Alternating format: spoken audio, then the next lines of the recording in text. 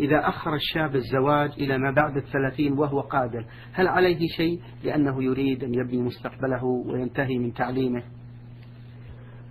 نعم عليه شيء، وهو أنه لم يسترشد بإرشاد النبي صلى الله عليه وعلى آله وسلم، وهو قوله صلى الله عليه وعلى آله وسلم: يا معشر الشباب من استطاع منكم الباءة فليتزوج فإنه أغض للبصر وأحسن للفرج. فأمر الشباب أن يتزوجوا وبين فائدته.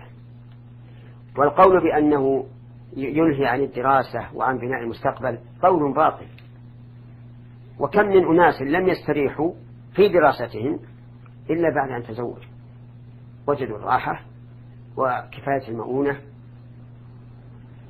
والكف عن النظر إلى ما يحرم النظر إليه من النساء والصور وما أشبه ذلك.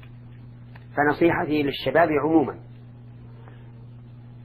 أن يتزوجوا مبكرين امتثالا لأمر الرسول صلى الله عليه وسلم واستحصالا للرزق، لأن المتزوج يريد العفاف